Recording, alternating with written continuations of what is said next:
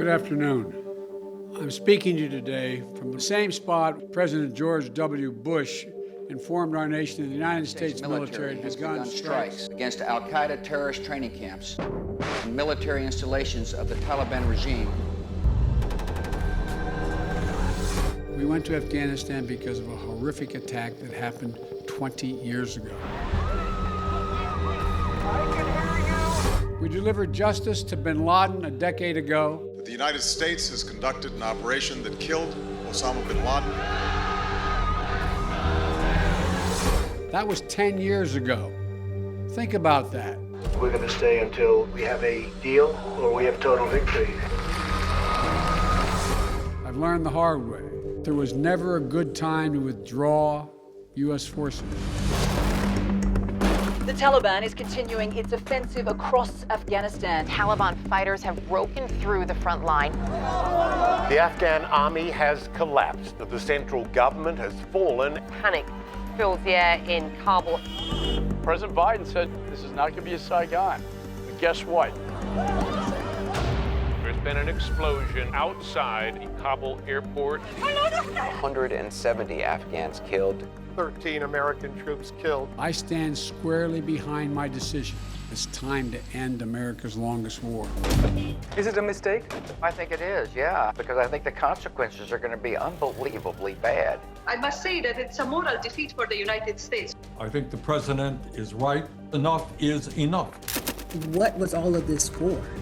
That has to be the question veterans are asking. 2 decades, more than $2 trillion, more than 6,000 American lives, more than 100,000 Afghan lives later, the bipartisan debacle that was the war in Afghanistan ended much like it began. We made a lot of mistakes. Now, the real story of what went wrong. Before I go to my grave, I hope to have that question answered. The mission. Do you think the surge worked? The mistakes. I personally resented the war in Iraq. The truth. Corruption was one of the main reasons. And the lies. They just couldn't bring themselves to tell the truth.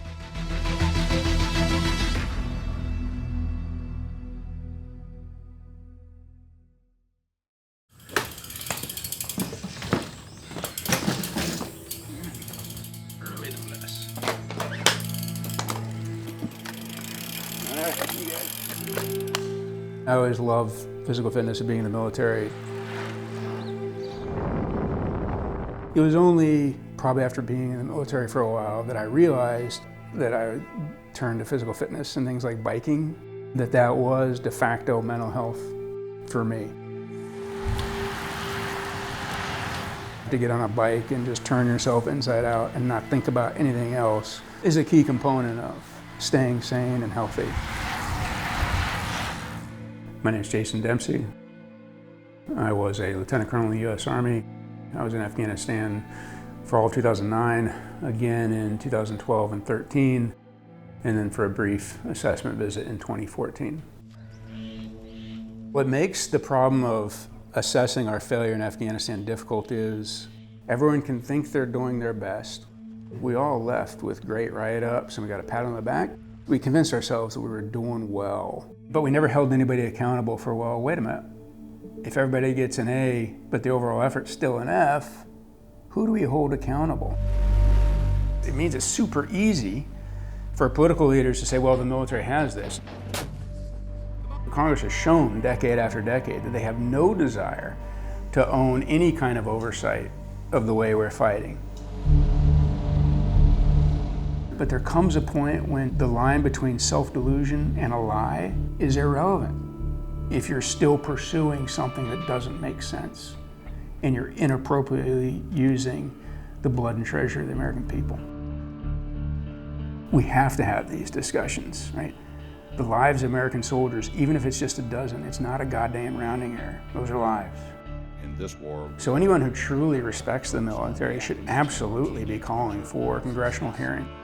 It means that you are absolutely questioning the generals so that we don't replicate what we did in this war for the next one. This is going in the right direction.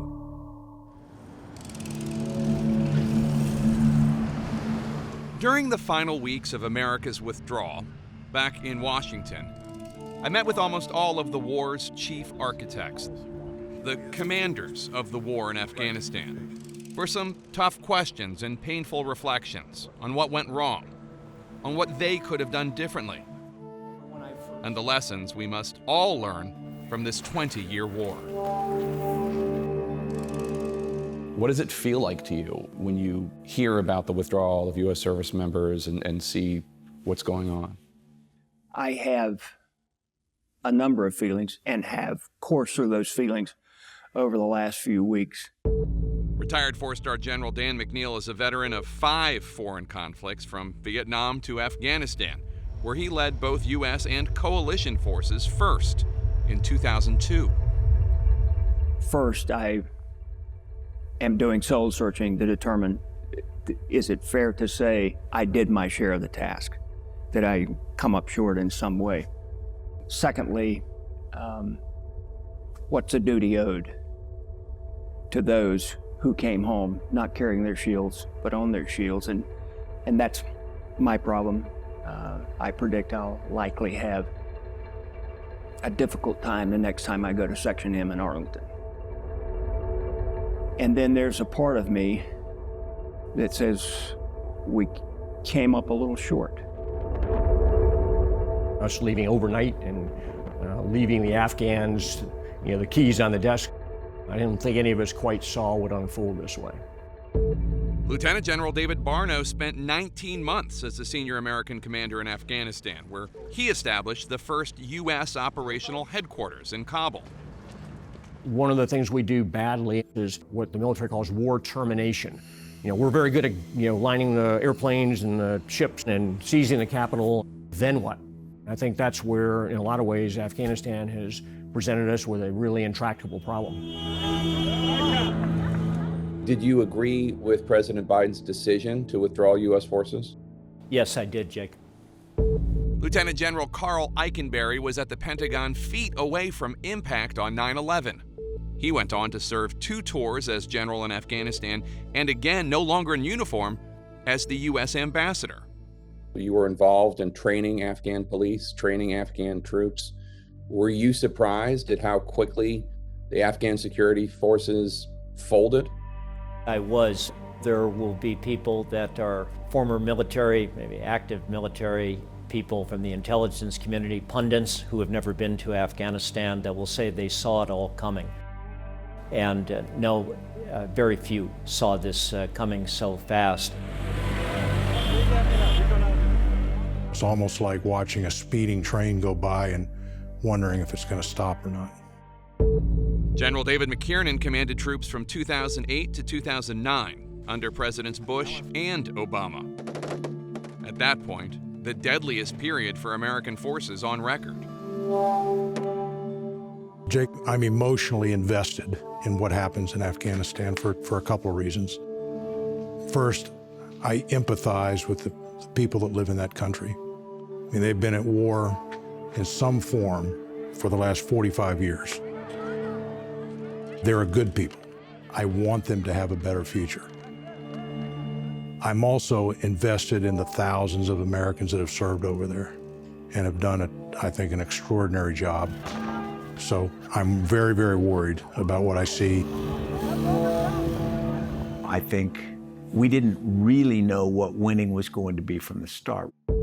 8 years into the war, General Stanley McChrystal took the reins in Afghanistan. His success hunting terrorists in Iraq and transforming JSOC, the military's top secret special ops force, led newly elected President Obama to believe that McChrystal would be the general to deliver his campaign promise of righting the ship in Afghanistan. Sources say U.S. President Joe Biden will announce a withdrawal of U.S. troops from Afghanistan. President Biden says that the last U.S. troops will leave Afghanistan by September 11th, on the 20th anniversary of the attack on the World Trade Center that triggered. How did you first hear of President Biden's plans to withdraw all U.S. service members? I saw it on the news. You saw it on the news. What was your response? I was not surprised. President Biden was in a very difficult position. Every leader is faced with three options. You either do more, you do less, or you do about the same. You muddle along. It was always safest, a little like Vietnam, to do the middle. President Biden's decision to pull everyone out, I didn't agree with it, but there was a courage to it because he knows that he is going to be held responsible by some people, particularly his political opponents. This is going to be a stain on this president. And I think he's going to have blood on his hands for what they did. This is a sight I honestly thought I would never see. Scores of Taliban fighters, and just behind us, the U.S. Embassy compound. I believe we are going to regret this decision to withdraw. General David Petraeus, the general behind the surge in Iraq, commanded the war in Afghanistan during the height of its troop surge, peaking at roughly 100,000 American forces in 2011. I remember the day that I heard of the decision to withdraw our forces, and in some ways, I sort of was in a little bit of disbelief. First of all, I didn't really think that it was not sustainable to have 3,500 American troops, given that we've not had a battlefield casualty in a year and the cost is quite sustainable. But then, of course, it is about the loss, the sacrifice, all that we have done together with coalition partners and together with our Afghan partners, shoulder to shoulder, Shona Bashana, as it said. You think we're going to have to go back? I don't know if we'll have to go back or not. But there are plenty of people around Washington who experience both the withdrawal from Iraq and the requirement to go back. So there's plenty of experience in this town when the time comes if we have to. In 2011, General John Allen, the first Marine to command a theater of war, was tasked with drawing down U.S. troop levels while transitioning Afghans into the lead for all combat operations. We've heard stories about the Taliban telling villagers to marry off their daughters, even very young girls. Mm-hmm. We shouldn't be surprised at that. It's not in their DNA to change. And so the way that they inflicted what the Afghan women called the darkness upon them back before we were attacked in 2001, we should not expect that it'll be any different. We've heard it discussed by the Biden administration that there was basically a choice. It was either withdrawal or increased troop levels in Afghanistan. I think there was another alternative. General Joseph Dunford, nicknamed Fighting Joe for his leadership in Iraq, took command in Afghanistan in 2013 and went on to serve as the chairman of the Joint Chiefs of Staff under Presidents Obama and Trump. With a capable counterterrorism force, around 4,000 U.S. forces, obviously accompanied by NATO allies as well, that we could, for a period of time, continue to address our counterterrorism interests. The argument against that is that that's just managing a stalemate in perpetuity. What would you say to that criticism? Well, it depends on how you view our presence in Afghanistan. I didn't see a point where we would have sustainable Afghan forces, a thriving democracy, and a thriving economy in Afghanistan. I viewed our presence in Afghanistan as a term insurance policy. When you stop paying a premium, you stop mitigating the risk of bad things happening. Beyond the general's worries for the future came some sobering admissions as to how 20 years of war and the most powerful military in the world could have failed to prevent the Taliban from recapturing Kabul with hardly a shot fired. I have a real sense of tragedy for the Afghan people. I think a Taliban regime will be hard on so many Afghans, so that hurts. The other emotion on our effort is that in my entire experience, I never saw people there trying to screw it up. 5 to 7 round burst. I saw good people with good intentions, working hard, but I don't think we did very well. We made a lot of mistakes that we've made in prior efforts like Vietnam and others, and I find that sad as well. We could have done better. What mistakes did we make that we had previously made? You could start with the idea that we didn't understand the problem. The complexities of the environment, I think, weren't appreciated. We went for what we thought would work quickly over what would have likely worked over the longer term. Complexities that caused one top national security official to say privately, quote, "We didn't have the foggiest notion of what we were undertaking." Did you ever think that almost 20 years later we would still be there? No, I don't think any of us did. Now, that's another place where I think we could have done better. I don't think we sat around a table ever and talked about where's this going to be in 20 years. In fact, early in the time that I was there, we were instructed not to build anything that looked permanent. Keep everything plywood, and in some cases canvas and all, so that we wouldn't give anyone the impression that we were coming there to stay. But stay we did, for longer than any country before us, and for potentially worse results. And as U.S. troops left, the people that they fought coming in, the Taliban, resumed control of the country. The question we sought to answer is why?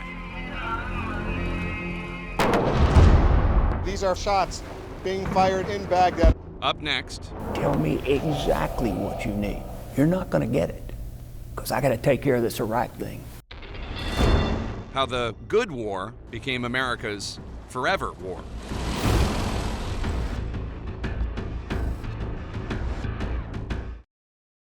Breathe. Sit. Shake. Good girl.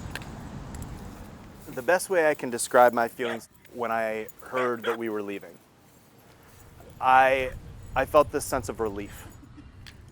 But a thin icing of relief on a huge cake of disappointment. I'm Brett Sheets. I'm originally from Camp Hill, Pennsylvania, and I served in Afghanistan in 2003 to 2004. When we went over to Afghanistan, which was end of the summer in 2003, we were already in Iraq. And there was a weird sense of, whoa, I thought I was going into the main effort, and now it's pretty obvious I'm not. I think after a couple months, I realized we don't seem to have a target list. Nation building was the vast majority of what we did in Afghanistan. I realized that unless something major changed, that this was not going to work out. The amount of troops, the amount of equipment, the amount of money that you would need to be able to stabilize an entire country like Afghanistan is so gargantuan that some people would say there's no way we could do it, period. But I could definitely tell you there's no way that we could do it while fighting a war in Iraq. I knew we were in deep trouble. USA! USA! USA! USA! USA! Atop the rubble in New York City, days after America was attacked, President George W. Bush vowed the United States would avenge the nearly 3,000 killed on 9/11. I can hear you, the rest of the world hears you, and the people who knocked these buildings down will hear all of us soon. With Ground Zero still smoldering, the Commander-in-Chief ordered the United States military to launch the opening salvo of America's war in Afghanistan. Your objectives are clear. Your goal is just. You have my full confidence, and you will have every tool you need to carry out your duty.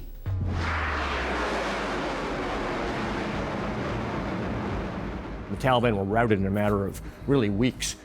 And so I thought that was an exceptionally well-run campaign. The U.S. was able to play to its advantages and, special forces and in air power and in precision strikes. There was units up in the hills, placing, looking for terrorists. What did you think your mission was? Mr. Rumsfeld made it very clear. You are to pursue with the intent to kill or capture terrorists. And then you're to build an Afghan national army. You! Do you ever look back and wonder, after defeating the Taliban, whether it might have made more sense just to declare victory and leave. No, you can't just go in and leave. Otherwise, all you're doing is setting the stage for either going back to as bad as it was before or even worse. Afghanistan was the war that there was worldwide support for. There was goodwill for it in a way. NATO invoked the article so that all members were behind to help the United States for the first and only time in history. The Council agreed that an armed attack against one or more of the Allies in Europe or in North America shall be considered an attack against them all. What could have been done differently with the benefit of 20 years of experience? Sure. I've thought about it a lot. Right after the 9/11 attacks, I would have made a decision inside the U.S. government to do nothing substantive for a year. And what I mean by nothing, no bombing, no strikes, etc. I would have gone around the world as the aggrieved party and built up a firm coalition for what ought we do about Al-Qaeda. I would have done a mass effort to train Americans in Arabic, Pashto, Urdu, Dari, to get ourselves ready to do something that we knew would be very, very difficult. Hey, somebody answer him. I'm on company. I can't think of any president that would just, okay, let's take a year and wouldn't be impeached. I mean, yeah. The bloodlust was so strong. I freely admit it. I know it would have been a hard, almost impossible case to make, but I still think that's what we should have done. Could it have been done differently and more effectively? Sure. However, I think at that time, that was the only decision President Bush could have made. The American people, I think, expected retaliation quickly. I was at a dinner in Washington here with several senators in about 2007, and a senior intelligence analyst was at that dinner. And the intelligence analyst said to the senators, you know, we've won this war twice already. We won it the first time at the end of the campaign in the fall of 2001. He said we won it a second time in 2004, which happened to be during my era, when the Afghans elected their first president. This will be a government based on the Constitution of Afghanistan and in respect of the Constitution of Afghanistan. Outside of the military offensive, there were some early successes in Afghanistan trying to rebuild a country devastated by decades of war, including the first direct democratic election in the country's history. I'm very, very happy because now I'm sure we will have a good government in the future, and now I can make my future, I can make my life by myself. All those people holding up their finger, showing the die, showing that they had voted. How did that feel? I mean, nobody really knew what was going to happen on that day. I mean, the Taliban had been threatening to blow up polling stations and kill people in voting lines. It was a relatively peaceful day around the country. 8.5 million people came out and voted. And so it felt good that we were able to, put our weight behind something that was going to be so impactful. But getting President Bush and Congress to provide the investments needed to build on these early successes in Afghanistan, well, that would prove nearly impossible, as attention for the war in Afghanistan had already shifted to a new war, an elective war in Iraq. And this, according to many throughout the military, redirected critical focus and personnel and equipment away from Afghanistan, resources that could have saved lives and potentially changed the outcome of the war itself. I accepted the fact that I was an economy of force, and I just looked for ways to use what I had to get to where I thought they wanted us to go. The White House was so focused on Iraq that, according to a memo from Secretary Rumsfeld obtained by the National Security Archive, President Bush did not even know who his own commander was. Rumsfeld wrote, quote, "He said, 'Who is General McNeil?' I said, 'He is the general in charge of Afghanistan.' He said, 'Well, I don't need to meet with him.' Who is General McNeil? He's this man, the man who was fighting to stabilize Afghanistan, while his bosses were fixated on overthrowing a different regime in Iraq." The essence of your question is, did Iraq consume resources that could have been applied in Afghanistan? The answer to that is just too obvious. You're saying that you didn't have everything you needed. That's correct. Don't forget us if Iraq happens. The opening stages of the disarmament of the Iraqi regime have begun.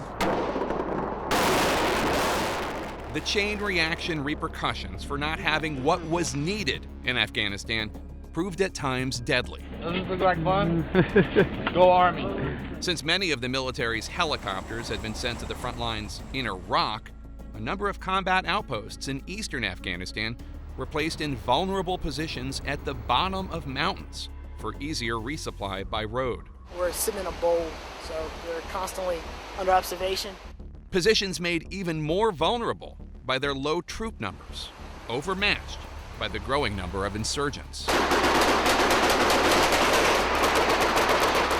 Do you think that, in retrospect, it was a mistake to go to war in two different places at the same time? Certainly, the war in Iraq took away focus from Afghanistan. I mean, it was still occurring by the time I went back as an ISAF commander. General McNeil returned to Afghanistan in 2007 to serve as commander of the NATO-led ISAF forces.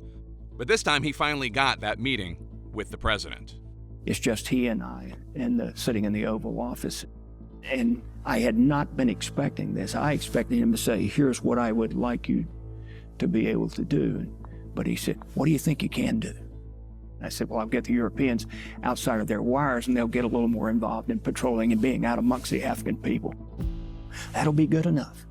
I mean, that's just about the way he responded. What does that mean, good enough? I never tried to define that. But after that, he said, and here's another thing. I want you to always tell me exactly what you need. Tell me exactly what you need.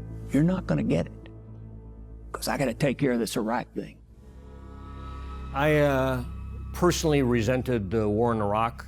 When Lieutenant General Barno arrived in 2003, he had about 57,000 fewer troops in Afghanistan than were in Iraq.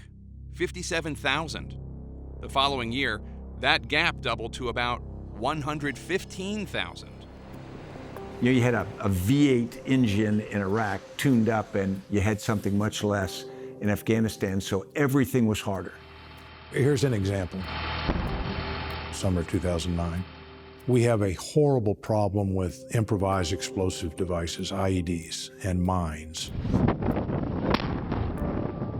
We have a total of 3 what are called route clearance companies to open up routes. In Iraq, at the same time, with far less incidents at that point with IEDs and mines, there are some 90 route clearance companies. Fire in the hole. And that didn't change until there was a large surge that was approved by the Obama administration. Right, but that's 8 years. That's 8 years. Now, what happens in that 8 years? You have a Taliban, which has generally a safe haven in the frontier provinces and the federally administered tribal areas in Pakistan. They become resurgent. And 8 years, we don't grow fast enough and well enough capabilities of the government in Afghanistan and the army. And there you are. We're continuing a war. They actually came pretty close to targeting Cheney. A suicide bomber detonated himself. The Taliban version was the true one, and the U.S. military version was the lie. That's right.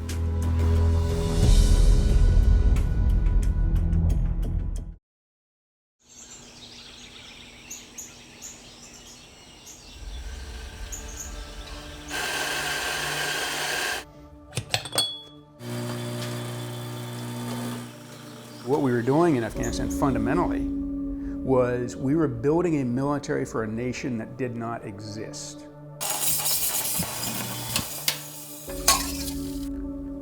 Let's say the Chinese military has been funded by a billionaire to rebuild Louisville, Kentucky, right? And he has all the best intentions in the world, saying, hey, let me take over your police force, let me help you reshape your city in a better image. Do you think the citizens of Louisville, Kentucky aren't going to be like, huh, one, maybe I don't believe them, and two, how can I rob these dipshits of all their money? And so you saw a ton of that with what we were doing. The reality was, all these folks were working on patronage networks, whether tribal, ethnic, familial, that had kept them alive for decades. All of us walk in and start throwing billions of dollars of cash around, and so of course, you're going to start seeing some predatory action.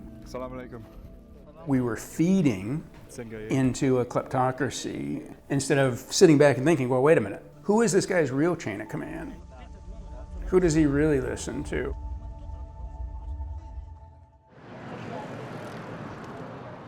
If you fight a war for 20 years, by definition, it's not going in the right direction.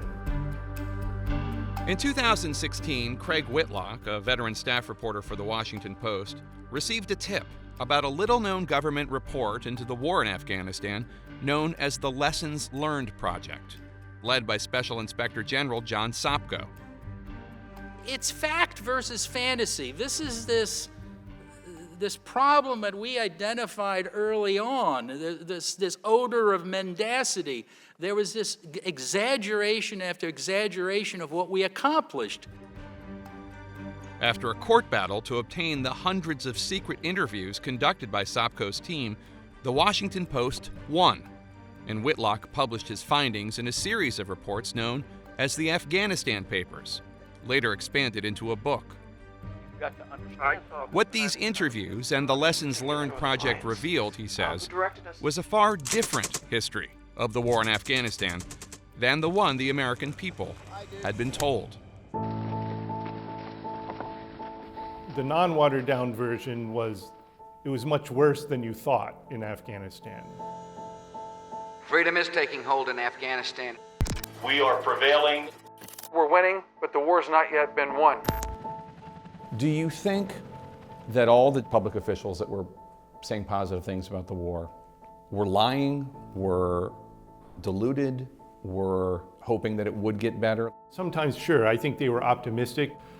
But as the war went on and it became clear that Bush's strategy wasn't working, these public pronouncements almost became less excusable. They just couldn't bring themselves to tell the truth. In September 2006, on the 5th anniversary of the 9/11 attacks, the commander at the time, General Carl Eikenberry, gave an interview to ABC News, and he's immediately asked, how's the war going? And he starts out saying, we are winning, but I'll also say we have not yet won.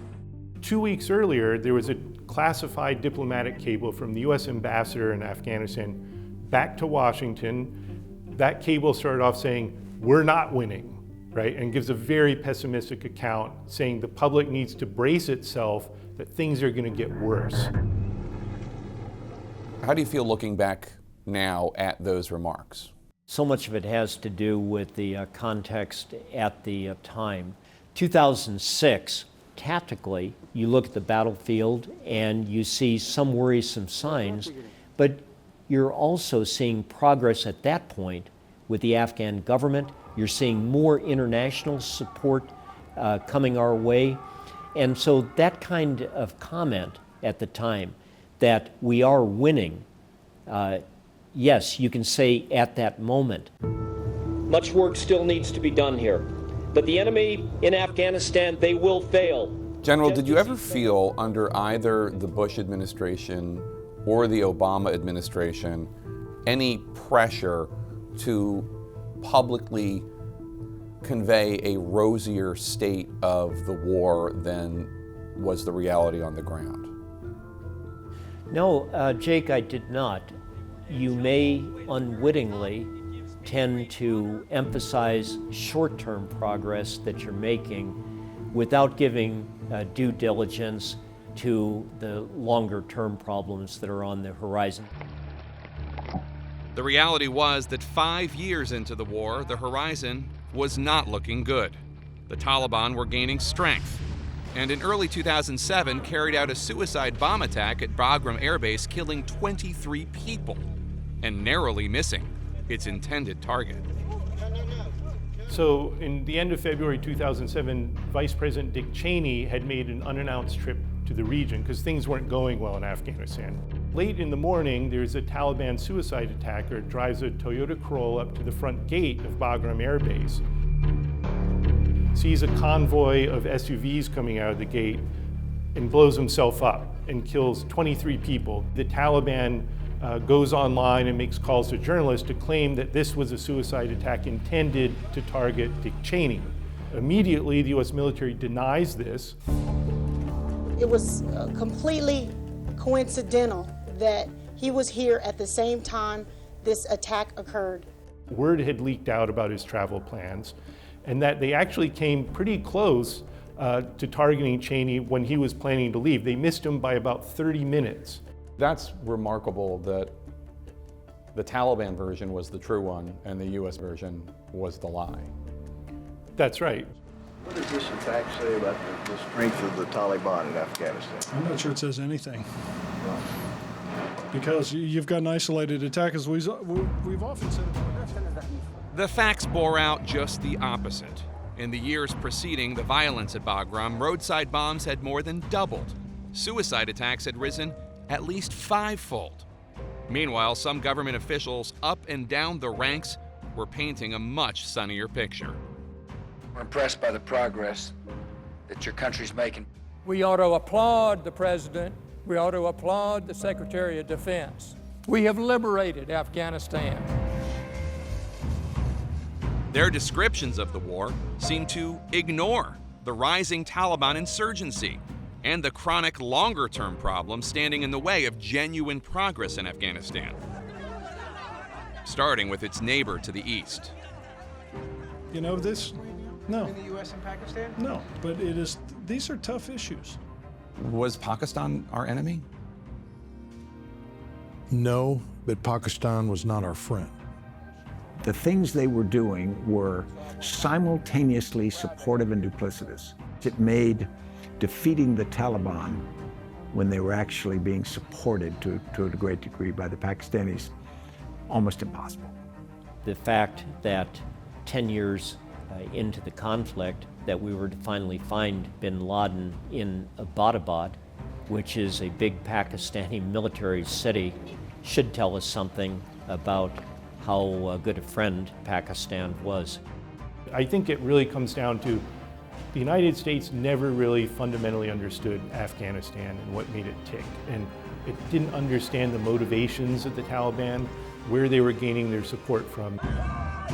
Support that was not only coming from Pakistan. Many Afghans, who may have not liked the Taliban's harsh brand of justice, saw them, nevertheless, as the lesser evil compared to the corrupt Afghan government and its burgeoning military. There was a continuing problem with corruption in the army, and that was discouraging. I'll give you an example.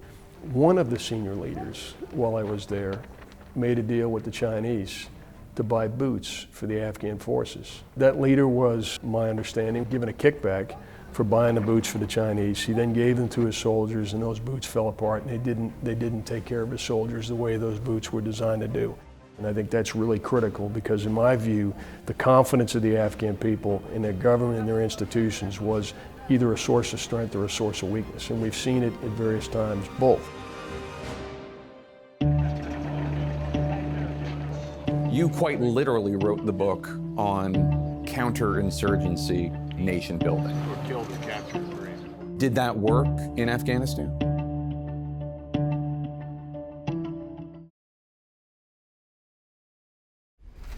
This is my Afghan campaign service medal. I was an eager, young lieutenant, newly commissioned. I wanted to do my part, so I was ready. My name's Luis Vega. I'm an Army captain, and I served in Afghanistan from 2012 to 2013. I remember a lot of briefings of we need to get to the Afghan people first before the Taliban, and we need to win their hearts and minds, and that's how we're gonna win this war. And I thought, okay, that's a unique strategy, but I was in. Some old nostalgia right here is these. The problem is, you show up with your team of 18 to 20-year-old gung-ho patriots that have testosterone coming out their ears and are ready to defend their country, and you're saying, we're gonna drink some chai tea, and we're gonna talk about how we're gonna irrigate this farm, build this well, build this bridge, and all the while, you're gonna be maybe attacked, ambushed. And so my soldiers started to grumble and tell me, sir, I'm showing up in full battle rattle with a combat load. I got my weapon at the low and ready. I'm asking these people to trust me when I don't really trust them, because so many times the Taliban uses those guerrilla tactics of embedding and saying, I need you to either take out as many Americans as you can during this meeting, and you're gonna go meet Allah, or I'm gonna murder your entire family. And so then it builds distrust with us, between us and the people. And that was something that was very frustrating for me, and it started to wear on my unit and me. We're losing our nation's blood and treasure, and that was a hard pill to swallow.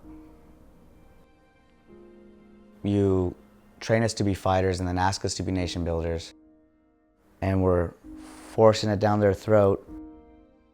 They had us doing a job that we were not trained to do. That's where I think it was doomed.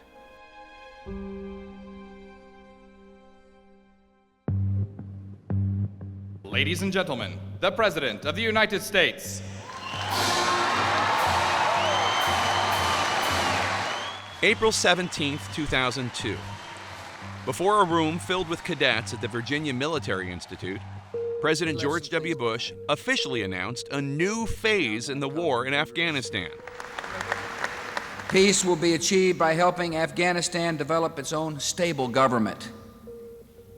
Peace will be achieved by helping Afghanistan train and develop its own national army. And peace will be achieved through an education system for boys and girls which works.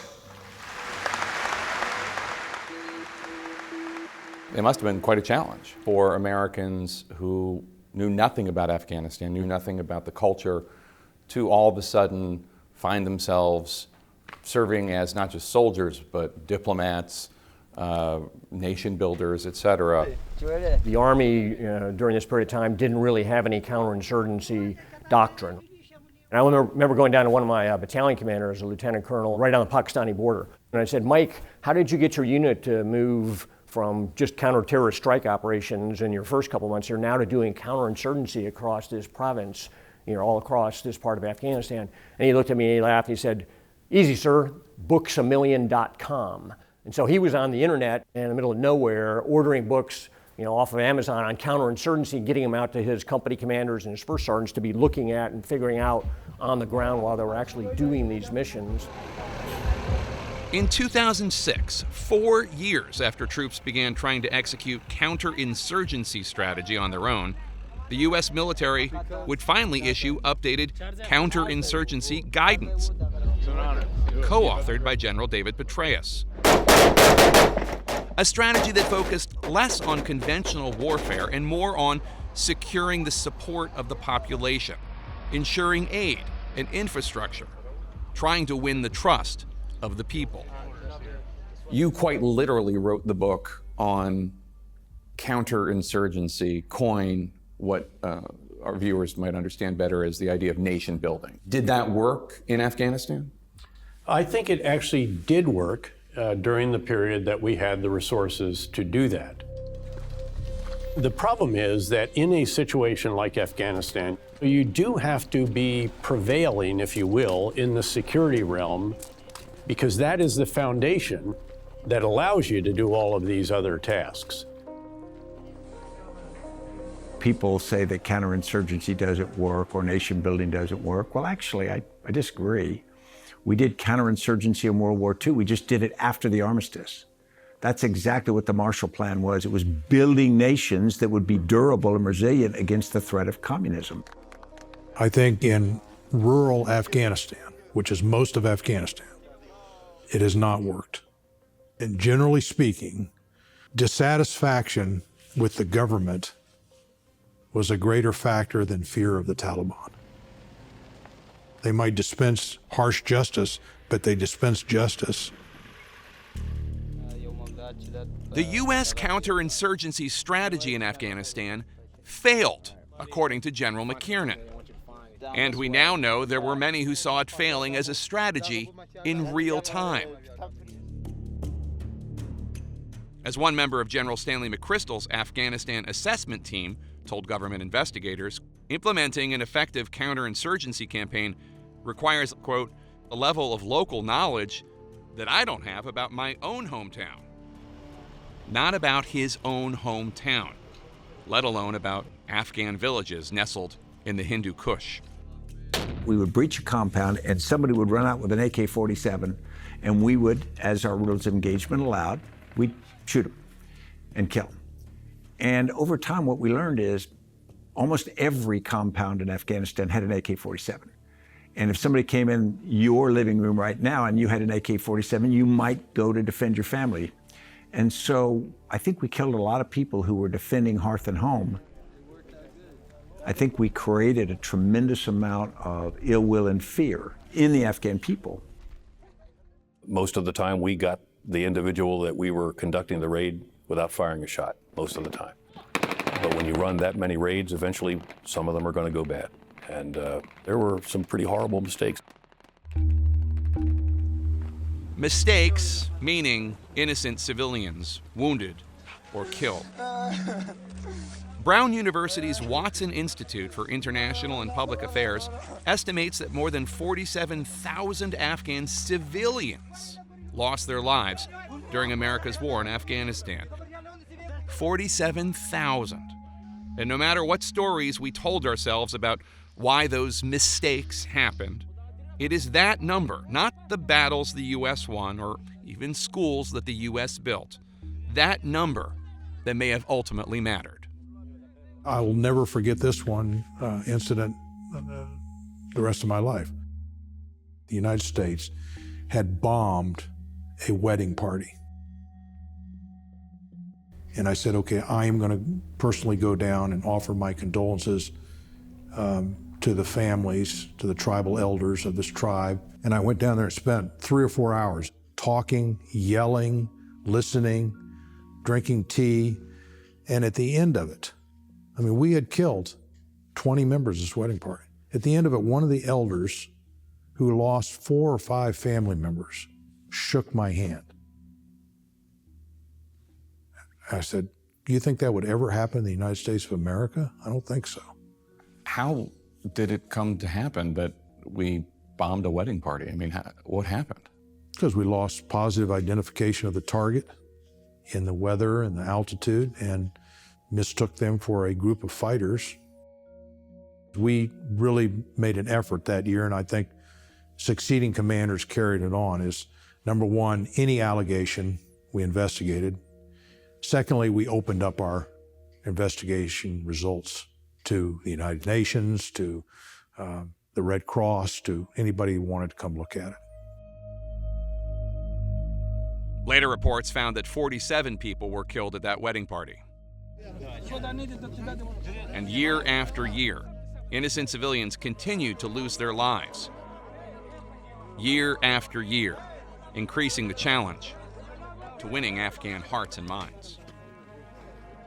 Civilian casualties and the manner in which military operations are conducted has been a source of serious concern to the Afghan people for a long, long time. Coming up, we have a clear and focused goal. Obama's surge. I've probably spent more time thinking about it than anyone else.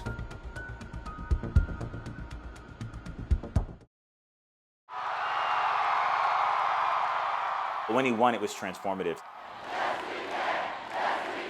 We had a first black president, commander-in-chief, and I was like, well, if it's any time to serve the country, perhaps now would be a great time.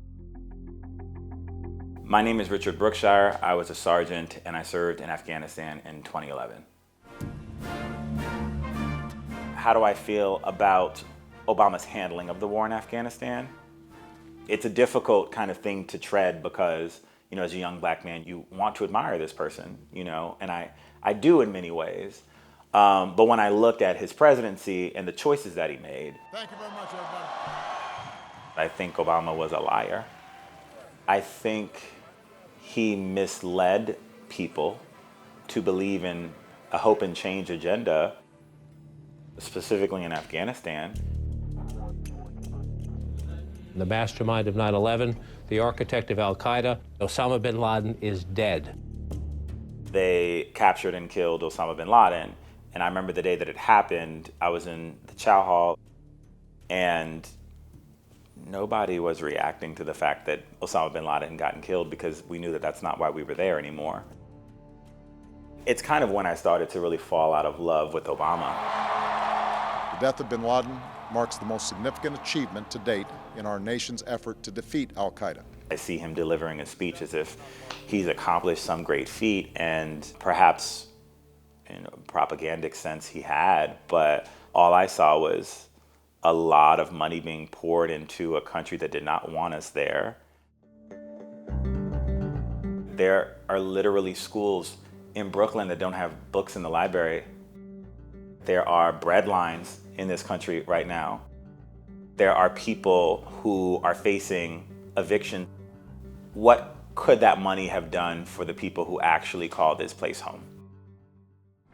So help me God. Congratulations, Mr. President. In January 2009, America inaugurated a new commander-in-chief, whose top foreign policy agenda item was the 7-year-old war in Afghanistan. To finish it and get out.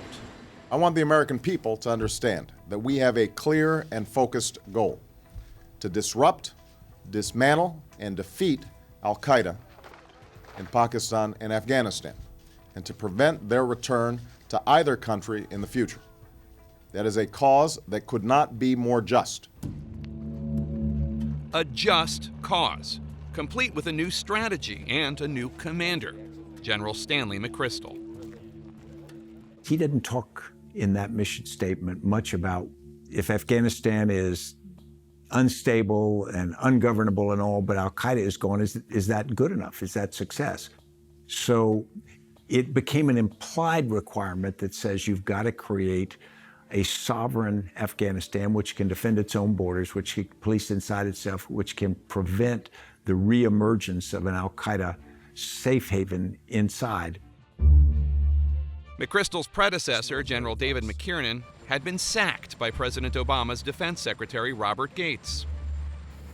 We have a new strategy, a new mission, and a new ambassador. I believe that new military leadership also is needed.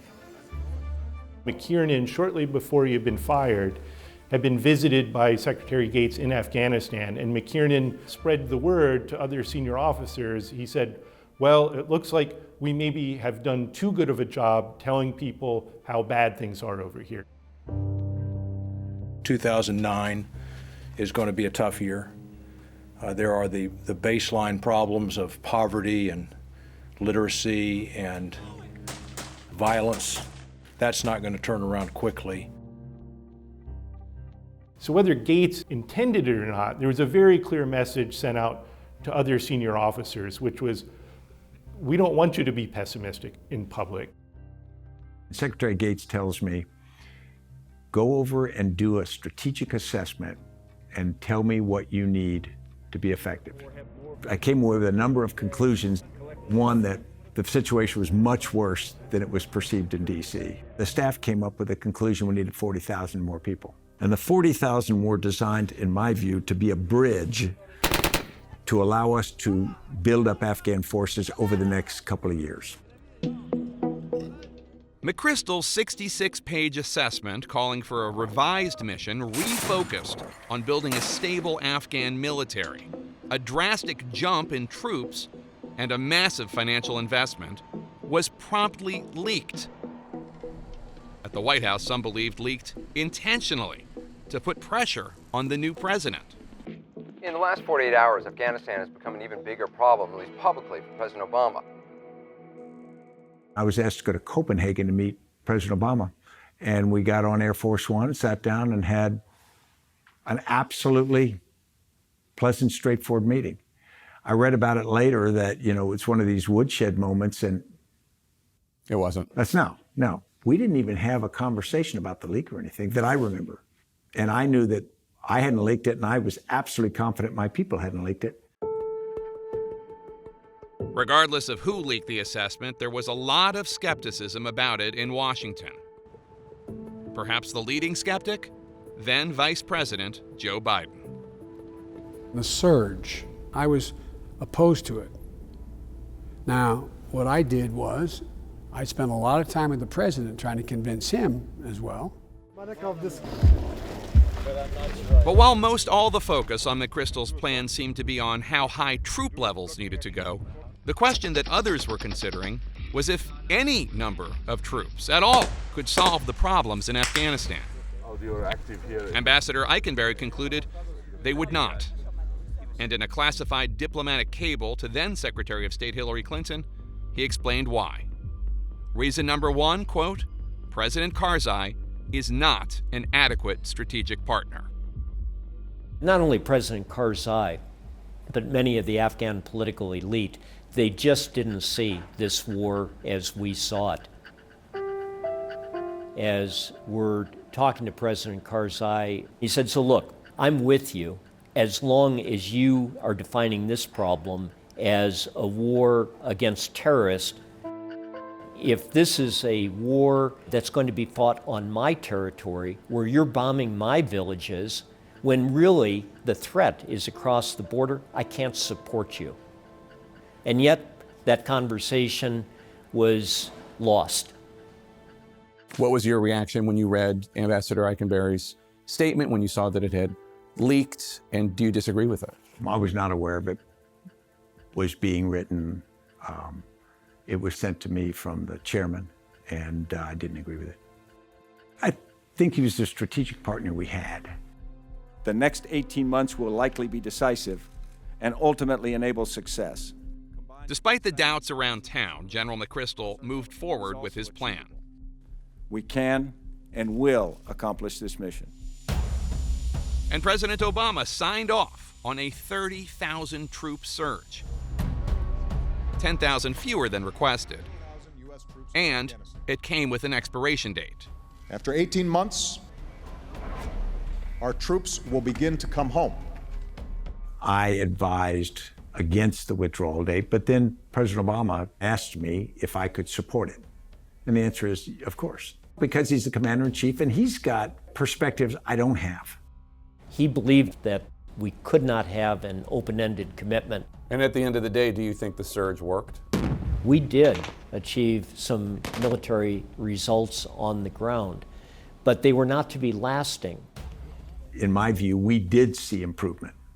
But that improvement is always limited unless you can follow it with governance and economic development. Otherwise, it's not sustainable. And how did those other two parts go?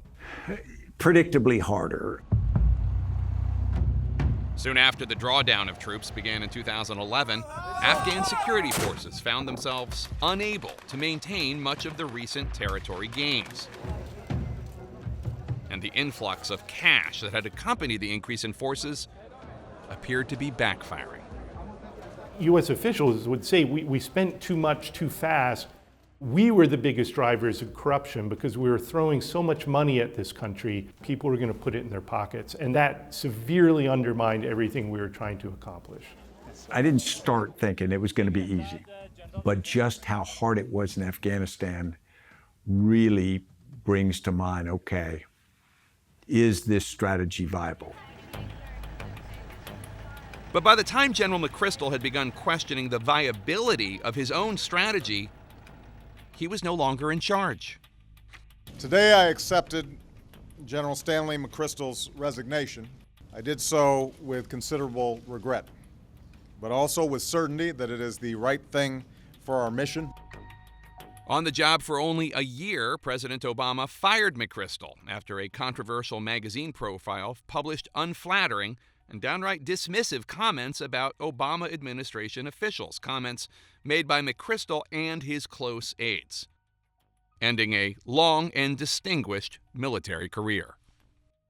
I've probably spent more time thinking about it than anyone else.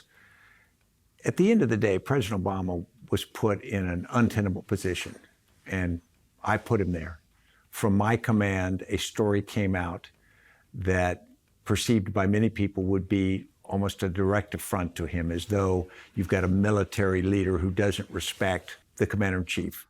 Was it tough to end your, I think, 34-year military career in that way? Of course. It's still tough. After immediately replacing General McChrystal with Iraq surge mastermind General David Petraeus, President Obama would appoint 4 more generals to command the war during his administration. Our coalition is committed to this plan to bring our war in Afghanistan to a responsible end. And all 4 generals would struggle to end the war, as Obama had claimed that he would. What was quite interesting, good evening, is in May of 2011, bin Laden is killed. Justice has been done. That would have been President Obama's possibility of saying that mission is completed and then to begin the withdrawal. It sounds to me like you're saying, with the benefit of hindsight, that you think we should have withdrawn after bin Laden was killed. Yes. So Jake, I think that's an important question. Had we left at any point over the past 20 years, there would have been residual risk. The assessment from the intelligence community was al-Qaeda would reconstitute and once again pose a threat. December 28, 2014, it appeared that the president was ready to assume that risk, releasing a statement announcing the conclusion of the war in Afghanistan. In reality, that conclusion would not come for another 7 years. When he claimed that there was an end to the combat mission, that just patently wasn't true. So you had scores of Americans losing their lives in combat. It's kind of the lobster pot analogy. Easy to get into, hard to get out of. When we come back, was the war in Afghanistan ultimately a failure?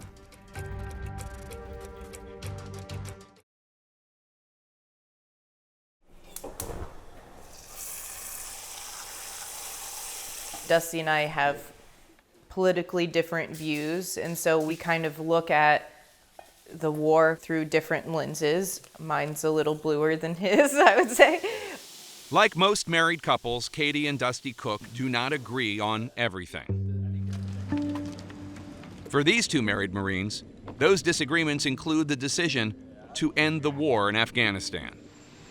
I understand why President Biden made the announcement, and as an officer, support my commander-in-chief's decisions, but I did have a bit of concern. It's a damn disappointment. It's a terrible situation, and we're literally just like piecing out in the middle of the night. Yeah, I left the keys in the car. You got it. It's got half a tank of gas by. Yeah. What is going on? Dusty was a major in the Marines and deployed twice to Afghanistan. First in 2009, then again in 2011. Katie Cook, who would become the first female Blue Angels pilot, served in Afghanistan in 2013. It sucks as a service member looking back at Afghanistan and knowing that you gave them that glimmer of hope and now that it's gone. Right. That feels terrible. I think there's going to be a lot of service members who are thinking, like, was it worth it? I literally dedicated my life to this cause, and it's worse off than it was. It's like a multi-faceted question. Was it worth it? Was it worth it for the loss of life on any side? No. Was it worth it for what we kind of gained, I guess, as an identity together? Maybe so. I have no regrets. The people that we help there, like, they have a face. I've touched them, I've shaken their hands, like, you know, I've been able to greatly affect their lives in a positive manner, and so have the Marines around me.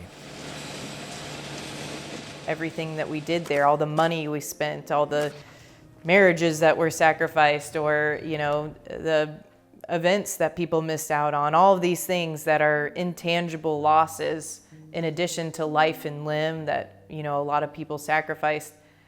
Was it worth it? And I don't think the answer is yes.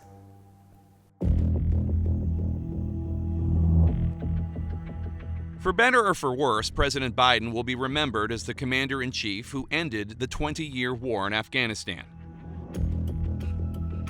Yet it was President Trump who set the wheels for withdrawal in motion. My original instinct was to pull out, and historically, I like following my instincts. I didn't see a clarity on President Trump's strategy for Afghanistan. I think that it was a 4-year period in which we didn't have clarity to ourselves or to the people that we were fighting against or fighting with. In fact, in 2020, the Trump administration would strike a historic deal with the Taliban that excluded those the U.S. had been fighting alongside for 20 years, the Afghan government. And while many have argued that the U.S. should have negotiated with the Taliban years earlier, Trump's deal may very well have set the stage for both America's ultimate withdrawal and the Taliban takeover. I inherited a deal that President Trump negotiated with the Taliban. Under his agreement, U.S. forces would be out of Afghanistan by May 1, 2021. Do you think that the Trump administration's agreement for bringing peace to Afghanistan was inevitably going to be a roadmap to surrender to the Taliban? It definitely facilitated that. They gave them the experience of presenting themselves as a state or a quasi-state. Roya Rahmani was appointed Afghanistan's first female ambassador to the U.S. and served during the negotiations. When the negotiation with the Taliban started, it should have been not a two-segment negotiation, one with the U.S. and Taliban, another one U.S. talking with the Afghan government. It should have been more of trying to bring everyone together. So that was a mistake, you think? That was a mistake. It gave them the platform, it empowered them, and it gave them the time. Time and manpower. The agreement brokered by the Trump administration forced the release of 5,000 Taliban prisoners, thousands of whom would later help topple the Afghan government, leaving the hard-fought progress that U.S. intervention successfully achieved in parts of Afghan society hanging in the balance. There was a lot of good that was done. The Afghan people, especially in the cities, cherish what it is that they have come to enjoy.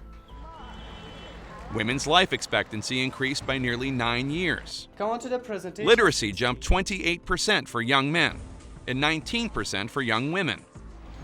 And child mortality dropped in half. Yet the full cost of those gains have proven nearly immeasurable. The cost was considerable in blood and treasure, lives lost, families shattered. But this is where the 9/11 attacks are planned. That's where the training of the attackers was conducted initially. We got rid of them, we got rid of their leaders, and I felt that this was a mission of consequence for our country and a privilege to perform.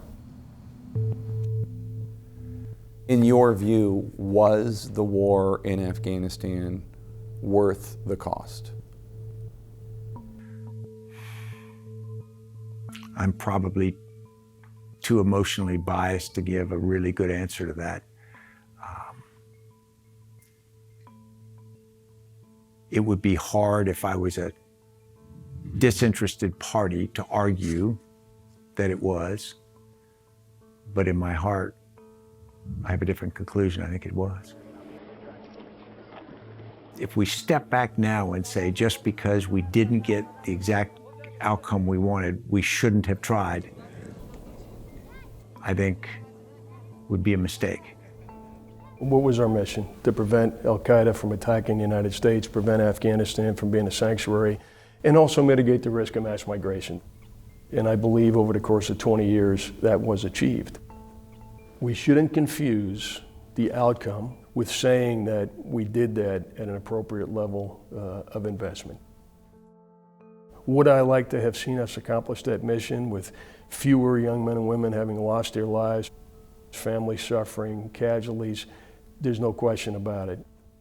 But at the end of the day, I'm not willing to say it wasn't worth it. I think we had to retaliate in Afghanistan with the attack on the United States of America. Now,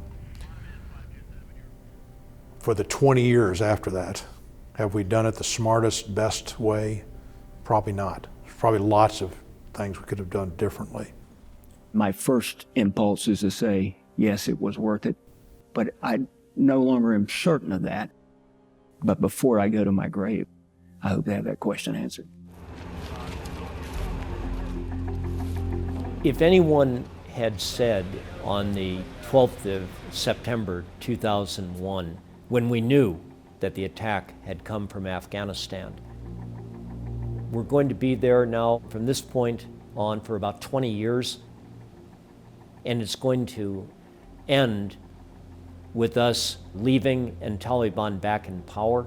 Could you imagine the reaction of the American people? Was the war in Afghanistan ultimately a failure? The 20-year war in Afghanistan was, for the results that we have achieved, were not worth the cost.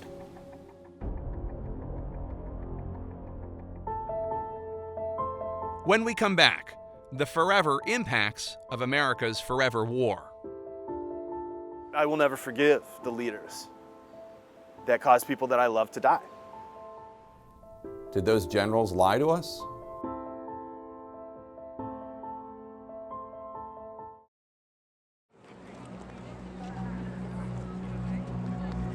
For most Americans, the end of the war in Afghanistan has had almost no impact on their lives. But for the small percentage of those who voluntarily served and sacrificed, and those who love them, the impact of what they have experienced will linger long after the withdrawal.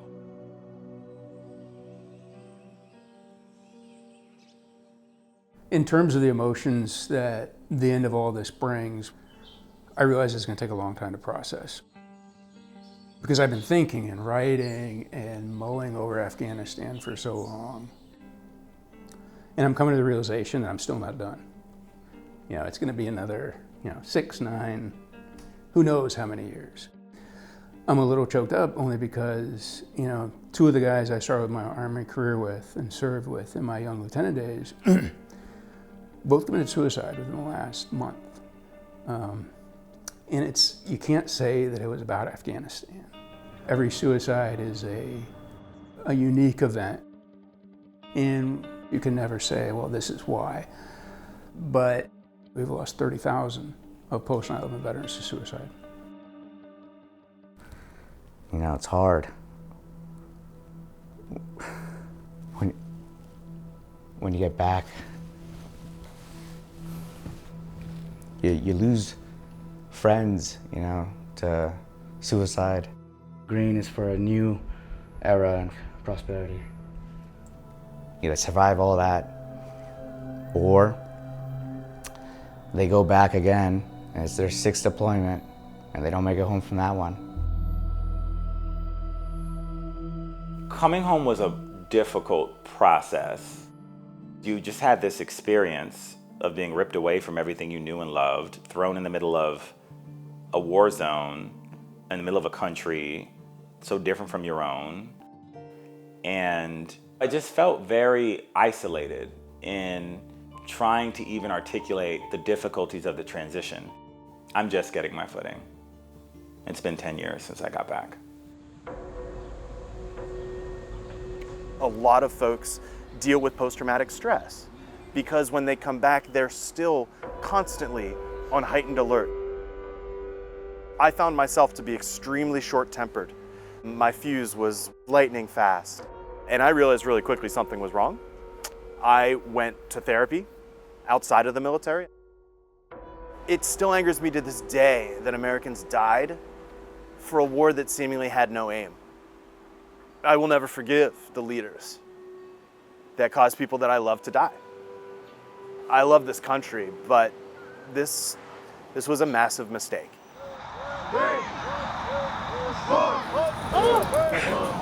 One of the fundamental questions we need to be able to answer as a country is defending your nation when called, a fundamental responsibility of citizenship. Go, go, go! Hurry up!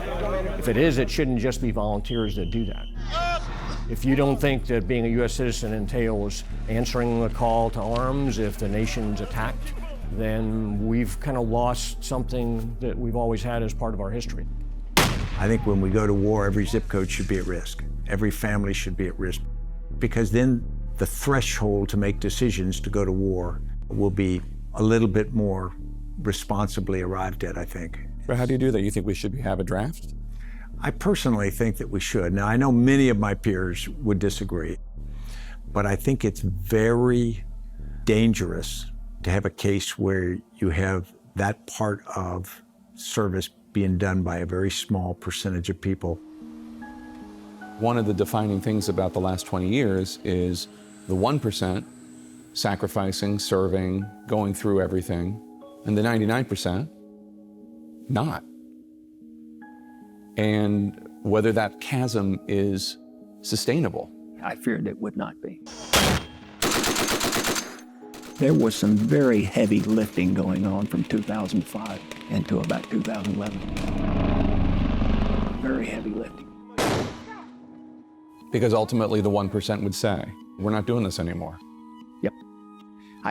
It's almost like looking at America. This is still an experiment in democracy. Nothing is guaranteed. Look at January the 6th. But so far, it's held up beyond my expectations. We have some questions here, if you'll indulge me, from a number of Afghan vets. We've read these questions to all of the commanders. The first one is from Jason Dempsey, retired Army. If you could have done something differently as a commander, what would it be?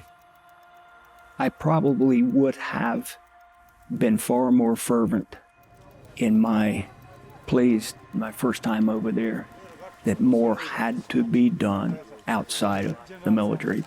At that time, the State Department was taking only volunteers to go to Afghanistan. They weren't directing anybody. I think we had to look at all the dimensions of U.S. power we were applying there and put it in an expeditionary footing, just like the military was. Brett Sheets, former Army. If you could have run the war independently, what would you have done differently? Well, I would have tried to get the inputs right a heck of a lot sooner than 10 years after we invaded the country. The right level of forces, the right organizational architecture, the right concepts, the right leaders. We squandered opportunities on which we might have capitalized early on. John Mike Fairfax, retired Army Special Forces. How do you explain why we've been in Afghanistan for 20 years? I think because we fought 21-year wars. I think had we had people with a longer time horizon that were seeing this as a marathon as opposed to a 7-month sprint on a deployment or a 12-month sprint on a deployment, to include the commanders who we've rotated through, scandalously often, I think we would have had a potentially different outcome because people could have had some accountability for the decisions they made. Katie Cook, Marine. Do you think the U.S. is now perceived with greater strength or weakness after our involvement in Afghanistan for the past 20 years? Sadly, I think we are viewed with greater weakness. From 9/11 on, I think we sort of showed the world how long the dog's leash is. And people learned that there was limits to our ability to do things, and we learned it ourselves. Up next, the collapse. They were ordered to surrender. They were ordered not to fight. Who ordered them to do that?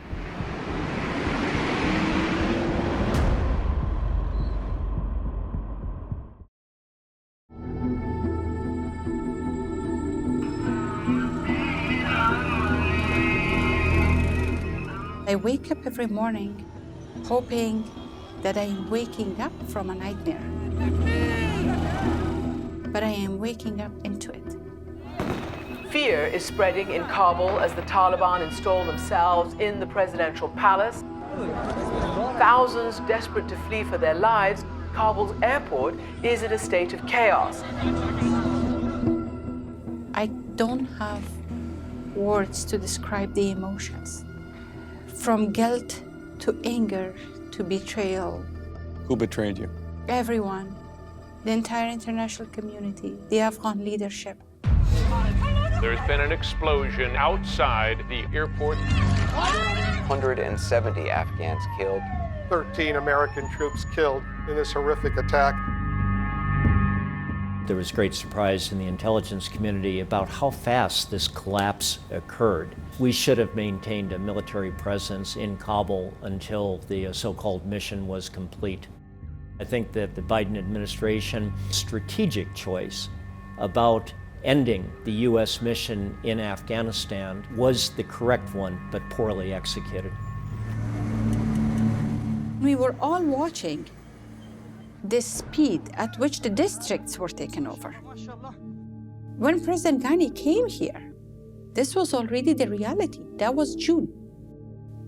So what is surprising? The fact that the military dissolved? The military was not strong. I'm proud to report to the American people that the Afghan army is in the fight. The U.S. has been talking about how great the development of the Afghan military forces has been. Afghan forces now have full responsibility for security across their country. For 20 years, we've been hearing about this. Afghans will secure and build their own nation and define their own future. The military became more organized, better trained in the past 20 years they have ever been. What they lacked was leadership. They were ordered to surrender. They were ordered not to fight. Who ordered them to do that? The palace. President Ghani told the Afghan security forces to surrender to the Taliban?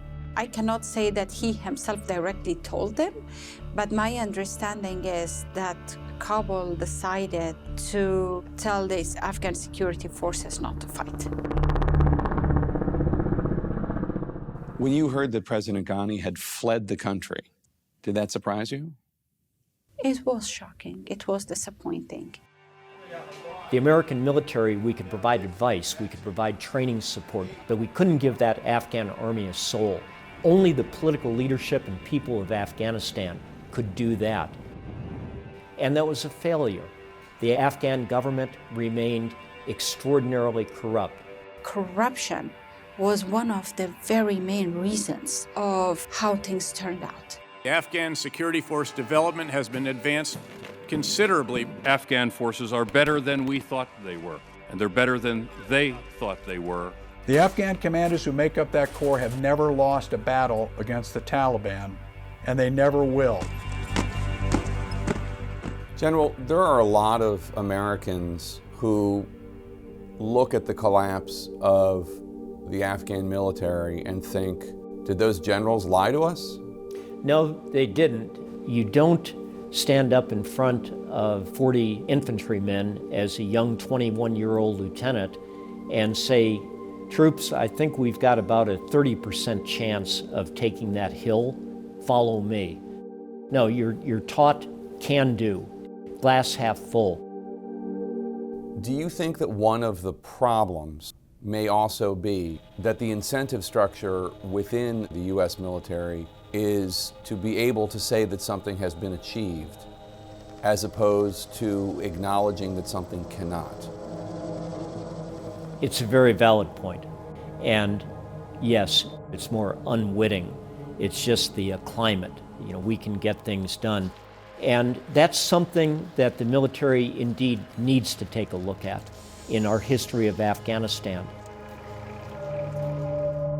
It's early to do a post-mortem, and I'm humble about my ability to articulate all of the things we should have learned along the way at this point. But clearly, the integration of our diplomatic and military efforts, clarity on our objectives, consistency in the application of pursuing those objectives.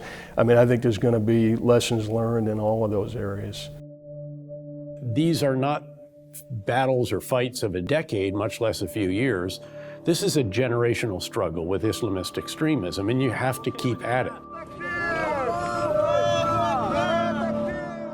I think we still have a ways to go as America to see things through the eyes of the people that live in that country. What is it they want or don't want, instead of trying to instill or impose a westernized approach to an intervention.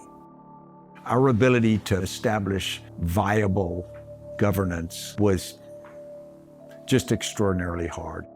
If I have anything where I am most self-critical on, it is the understanding or the appreciation for how difficult that would be.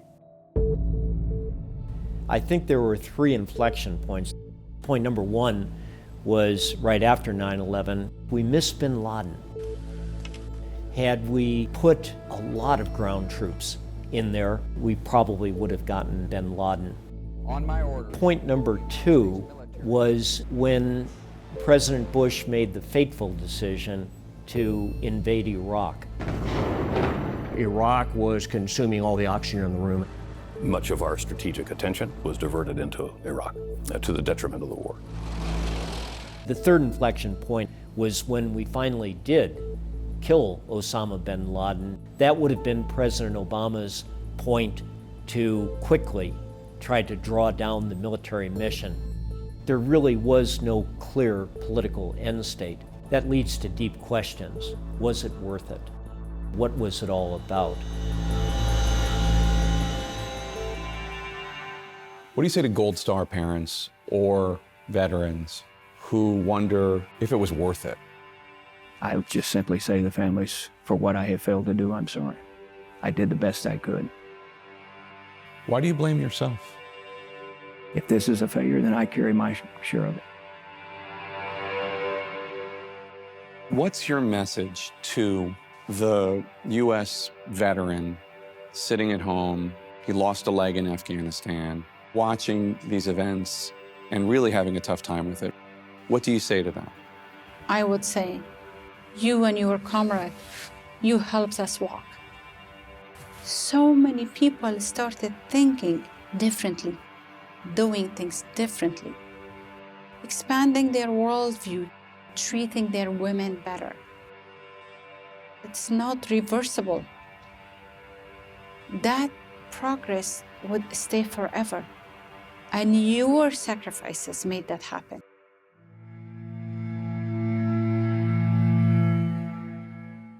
For years now, I've worn this bracelet on which are etched the names of the 8 soldiers who were killed in 2009 in the battle at Combat Outpost Keating in Afghanistan. Thompson, Kirk, Scusa, Griffin, Hart, Gallegos, Martin, and Mace. Every one of them was killed doing something to help his brothers there during that battle, whether supplying ammunition or returning fire. So on the occasions when I'm asked, did they die for nothing? I say no, because beyond the achievements for the Afghan people, the sacrifices our service members make are not contingent on victory. Their selflessness exists unto itself. No service member enlists thinking the Pentagon or presidents never make mistakes. That's what makes their willingness to sacrifice all the more remarkable. Now, whether our leaders and the decisions that they made are worthy of these men and women, well, that's another matter. And that is for you to decide.